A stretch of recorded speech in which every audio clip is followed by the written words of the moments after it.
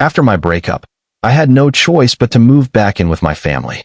My ex and I had been living together in a Boston apartment. And if there's one piece of advice I can give, it's this. Never sign a lease with someone you've just started dating. He wasn't who I thought he was. When things fell apart, I packed up and headed back west to my parents' home in rural Massachusetts. If you've ever been to the western part of the state, you know it's nothing like Boston, quiet, spread out, and lonely. I'm not a country girl. I've always liked the city lights, the noise, the feeling that something is always happening. But now I was stuck in a sleepy town where the loudest thing at night was wind through trees. Until I could find another apartment, this was my reality. My parents were happy to have me home, but I could already feel walls closing in. I got my old job back at urgent care clinic, the same one I worked at before I moved to Boston. They welcomed me back like I'd never left. But there was a catch: overnight shifts. Those hours destroy your sleep, your appetite, your sense of time. When most people are asleep, I'm at work under fluorescent lights, treating late-night injuries and weird emergencies. By the time I clock out, it's usually around 4 in the morning. That morning, I decided to stop at a 24-hour bagel shop that had just opened. I ordered a chicken sandwich and a salad, my version of dinner. I figured I'd eat once I got home. But first, I needed gas. There was a Shell station a long way, one of few open that late. Parking lot was nearly empty, just rows of pumps glowing under yellow lights. I paid in cash inside, then walked out to pump my gas. That's when I noticed another car pulling in, a blue sedan.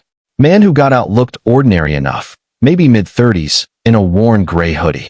He smiled faintly as he walked toward his pump. I didn't think much of it, until he looked over at me and said, "Hey, want to see a funny trick?" The moment he asked that question, every instinct in me screamed to ignore him. Still, out of politeness, or maybe fear, I mumbled, "What's the trick?" He lifted his hands and started doing that ridiculous, pulling off your finger illusion, the one every kid learns in elementary school. I tried to laugh, but it came out awkward and forced. He didn't stop. He just kept doing it, eyes flicking between his hands and me, wearing this strange, almost mocking smile. At first, I thought maybe he was just drunk or high, but the longer it went on, the more wrong it felt. He wasn't just being weird. He was watching me, studying my reactions. I looked away, pretending to focus on the gas pump. The second I heard the click of the nozzle, I yanked it out, capped the tank, and hurried inside for my change. I stayed inside for longer than I needed to, pretending to check my receipt. When I finally went back outside, he was gone, or at least, that's what I thought. His blue sedan was still parked there, the gas hose still locked into his car. But he was nowhere in sight. A cold shiver ran through me. The whole parking lot was silent except for the hum of the lights and the faint sound of gas pumping. I didn't see him anywhere. I quickened my pace, slid into my car, and locked the doors immediately. Before starting the engine, I glanced into my rearview mirror, then turned to check the back seats, just to be sure. Empty. Still, I couldn't shake the feeling I was being watched. The drive home was barely 5 minutes, but it felt like hours. The roads were empty, not a single car behind me. No headlights, no movement, just darkness and the faint rhythm of my tires on the asphalt. When I pulled into my parents' driveway, I exhaled for the first time in what felt like forever. I grabbed my food, stepped out, and unlocked the front door using the spare key they always hid in the same spot. Once inside, I locked up again out of habit and set my bag down on the kitchen table. The house was quiet, the kind of deep silence that almost hums in your ears. I thought I was safe. But that night, I was wrong. I had just taken my first bite when I heard it, the unmistakable sound of a key sliding into the front door. Then, the soft click of it unlocking. My chewing stopped. Every muscle in my body froze. I stared toward the dark hallway, half expecting to hear my dad's sleepy footsteps. But instead, silence. A few seconds later came the faint creak of the front door opening and closing. I swallowed hard and called out, "Mom? Dad?" No answer. The air felt different, heavier somehow. My pulse was hammering in my ears. Slowly, I stood from the table and moved toward the foyer. The lights were still off, but the streetlight outside cast a weak orange glow through the window. No one was there. The doormat was slightly shifted, and the faint smell of cold air lingered in the entryway, like someone had just come inside. My hands were trembling as I whispered, "Hello." Still nothing. That was all I needed. I turned and bolted up the stairs, bursting into my parents' bedroom. They both jolted awake as I stood in the doorway, panting, my face pale. "Someone just came into the house," I said, my voice cracking. My dad didn't waste a second. He grabbed the old baseball bat from the corner and sprinted downstairs while my mom and I followed. Every light came on, one by one, as he moved from room to room. Living room, kitchen, bathroom, empty. Then he stepped outside. The night was silent again, except for his sudden, angry yell. He came back holding the empty hiding spot for the spare key. It was gone. My stomach dropped. Mom lectured me in a shaking voice, saying I should have checked my surroundings before replacing it. But her words barely registered. My dad started searching every room again, opening closets, pulling back curtains. He reached my brother's old room, looked around, then moved on, leaving the lights on. I stayed behind. Something in me needed to check again, to be sure. I knelt and looked under the bed. Nothing. Then I opened the closet. Empty. I let out a shaky sigh of relief. Maybe I imagined it. Maybe it was just. Then I heard it. A faint creak from the floorboards downstairs. The sound came again, a soft creak, then another. It was coming from the dining room. My heart began to pound in my chest so loudly that I could barely hear anything else. I tiptoed toward the stairs, every instinct screaming at me to wake my dad, but curiosity, or maybe denial, pulled me forward. The house felt wrong. The air was colder now, the kind of chill that seeps into your skin. My fingers brushed the wall for balance as I reached the dining room doorway. From the dim orange light leaking through the window, I could just make out the table and chairs. Everything looked normal until I crouched down. That's when I saw him. The same man from the gas station. Curled up underneath the dining room table, his knees pulled to his chest, eyes wide and wild. For a split second, I couldn't breathe. My mind refused to process what I was seeing. Then reality slammed into me all at once. I screamed. Loud. Desperate. My mother's voice echoed from upstairs. "What is it?" And before I could even answer, she was screaming too. The man slid out from under the table like some kind of nightmare, his movements fast and jerky. My dad came charging up the stairs, wielding the bat like a weapon, shouting for us to get behind him. The intruder swung first, shoving the table aside as he lunged toward my dad. They collided, crashing into the chairs. My mom and I grabbed whatever we could. I hit him with a lamp. She struck his arm. But he was strong, too strong. Then, as if realizing he was outnumbered, he broke free and bolted for the front door. The sound of it slamming echoed through the house. For a moment, none of us moved. Just the heavy breathing and the ticking of the clock on the wall. When we finally called the police, they arrived in minutes. They searched the area, but the man was gone. Still, one officer stayed outside the rest of the night, parked in our driveway, just in case. That man had taken the spare key. He could have come back any time. By morning, my dad replaced the locks. We never hid a key outside again. I still replay that night in my head. His face, his voice, the way he smiled while pretending to pull his finger off. Now, every time I hear the faint creak of the floorboards, I still look under the table.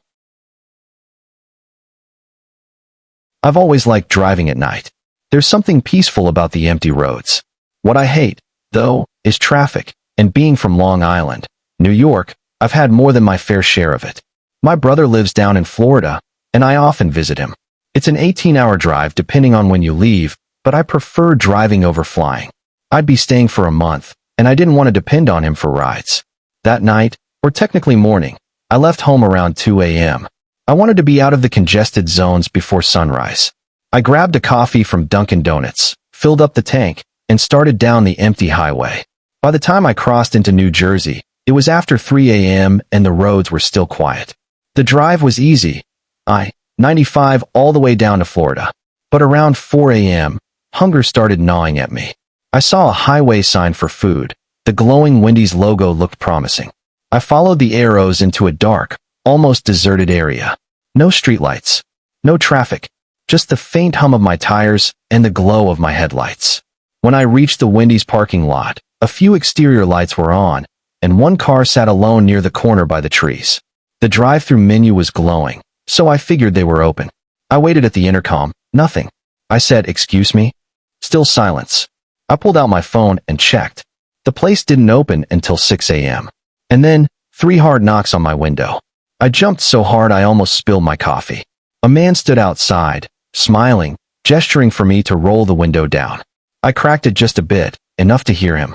"The place isn't open," he said kindly. "Yeah," I replied. "Just found that out." Then he added, "I'm stranded. My car battery's dead. Can you help me jump it?" I hesitated. Every instinct told me not to. But he pointed to the car by the trees and said, "I've got jumper cables. Please, just a quick jump." I sighed. "Okay," I said finally. "Let's do it." I told myself it was just karma. Help someone out, and maybe someone helps you someday. He smiled gratefully and stepped back so I could move my car beside his.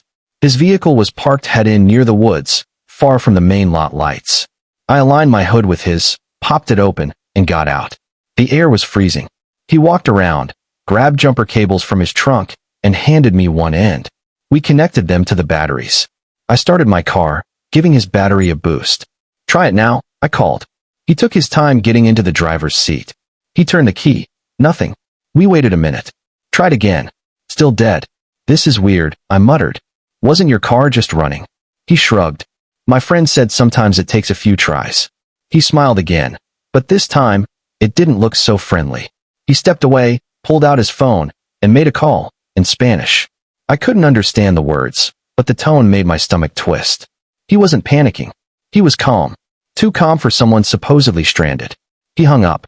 "My friend's coming," he said. "He'll help." That's when something in me changed. My gut screamed at me to leave. I began unclamping the jumper cables, but before I could close my hood, vroom. 2 pickup trucks came roaring into the parking lot, one from each side of the building, engines growling like predators. My breath caught. The man's grin widened. "Not thankful. Sinister," I whispered, "Oh no," under my breath and ripped the cables off my battery. The trucks pulled up fast, blocking me in from both sides. Trapped. The man stepped forward slightly, eyes glinting under the weak light.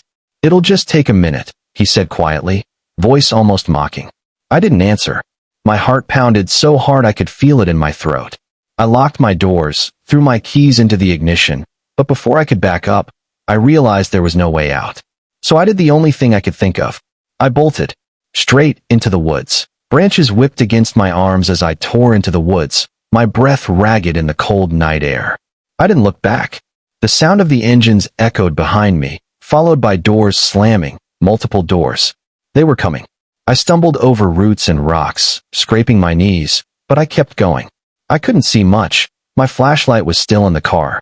The forest was pitch black, the only light faint and blue from the faraway road. Then voices. Male voices.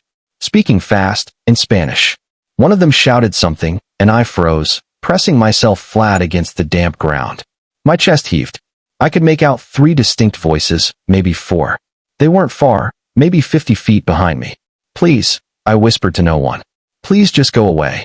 A twig snapped somewhere close, and I had to bite down on my sleeve to stop from gasping.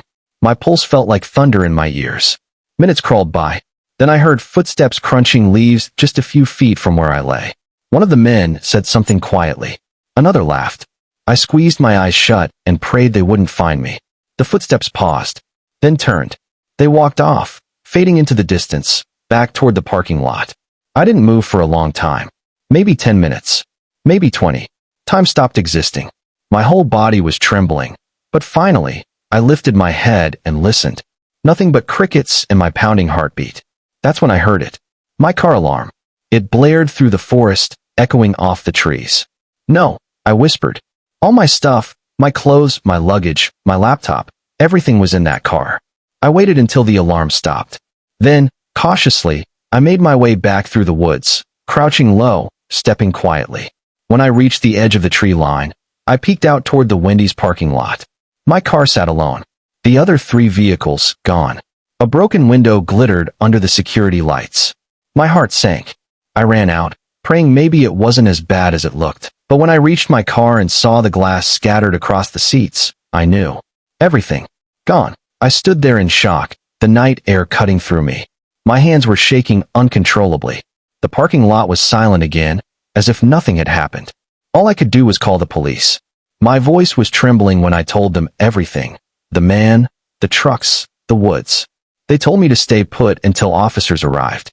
20 minutes later, flashing blue and red lights washed over the empty Wendy's lot. 2 officers stepped out, looked at the broken glass, then at me. I told them everything, every single detail I could remember. They wrote it all down, took photos, and said they'd get the CCTV footage when the restaurant opened. "You don't need to stay in town," one officer said. "We'll be in touch." I nodded numbly. I was only 2 hours from home, but it felt like a lifetime. The drive back was the longest of my life. My car felt hollow, stripped of everything I owned.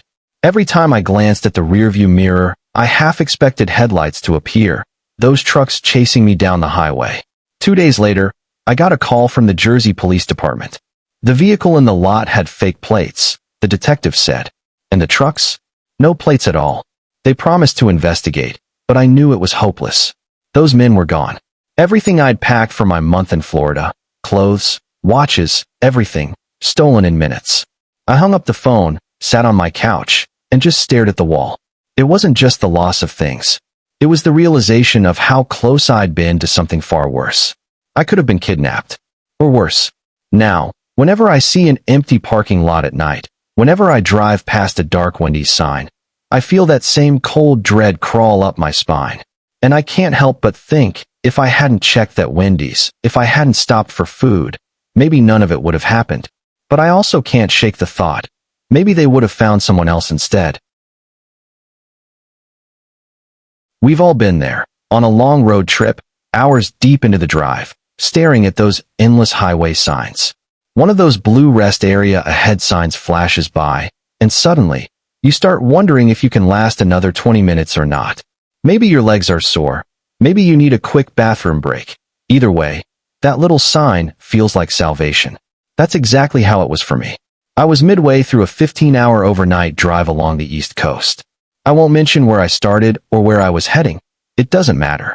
What matters is that it was past midnight.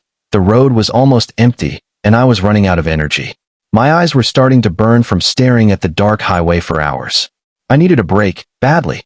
When that blue rest area sign appeared, I actually felt relief wash over me. A few miles later, I turned off the highway into a small, isolated rest stop. No big buildings, no vending machines, just a single restroom under dim fluorescent lights. I noticed only one other car parked there, its windows tinted black. I figured someone was probably asleep inside. I got out, stretched a little, and walked toward the restroom.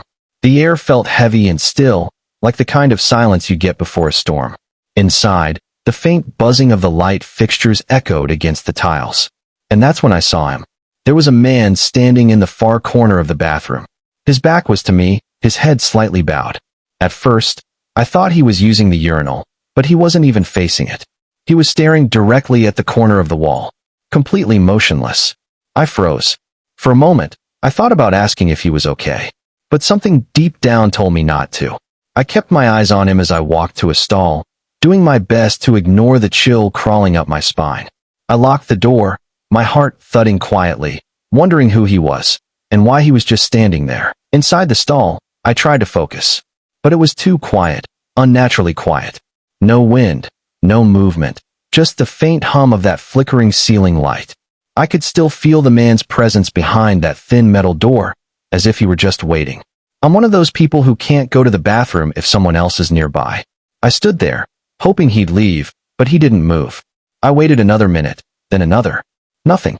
Finally, I flushed the toilet, even though I hadn't used it, just to make some noise, to break that awful silence. When I stepped out of the stall, my stomach dropped. The man was now facing me.